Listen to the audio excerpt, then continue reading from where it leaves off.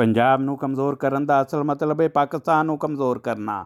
ਪੰਜਾਬ ਨੂੰ ਵੰਡਣ ਦਾ ਮਕਸਦ ਹੈ ਪਾਕਿਸਤਾਨ ਵਿੱਚ ਹਾਨਾ ਜੰਗੀ ਦੀ ਬੁਨਿਆਦ ਰੱਖਣਾ।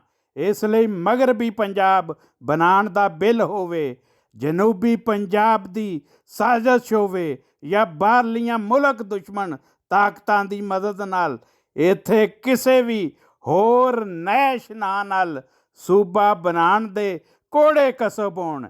ਇਹਨਾਂ ਸਾਰਿਆਂ ਦਾ ਅਸਲ ਟਾਰਗੇਟ ਹੈ ਪਾਕਿਸਤਾਨ ਦੀ ਵਹਿਦਤ ਏਕੇ ਨੂੰ ਨੁਕਸਾਨ ਦੇਣਾ।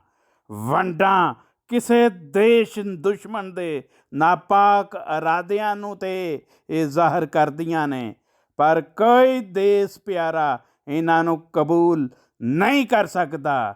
ਇਸ ਲਈ ਹਰ ਸ਼ਕਲ, ਹਰ ਰੂਪ, ਭਾਵੇਂ ਉਹ ਜਗਰਾਫੀਆਈ ਹੋਵੇ, ਭਾਵੇਂ ਉਹ ਸਿਆਸੀ ਹੋਵੇ, ਭਾਵੇਂ ਉਹ ਇੰਤਜ਼ਾਮੀ ਹੋਵੇ, ਪੰਜਾਬ ਦੀ ਵੰਡ ਨਾਮਨਜ਼ੂਰ। ਪੰਜਾਬ ਦੀ ਕਿਸੇ ਵੀ ਸ਼ਕਲ ਵਿੱਚ ਤਕਸੀਮ, ਪਾਕਿਸਤਾਨੀ ਪੰਜਾਬ ਦੀ ਤਕਸੀਮ, ਮੌਜੂਦਾ ਪੰਜਾਬ ਦੀ ਤਕਸੀਮ ਨਾਮਨਜ਼ੂਰ। ਪੰਜਾਬ ਸਦਾ ਸਲਾਮਤ, ਪੰਜਾਬ ਸਦਾ ਸਲਾਮਤ ਤਾ ਕਿਆਮਤ। ਜੀਵੇ ਪੰਜਾਬ ਤੇ ਪੰਜਾਬੀ, ਵਸੇ ਪੂਰਾ ਪਾਕਿਸਤਾਨ।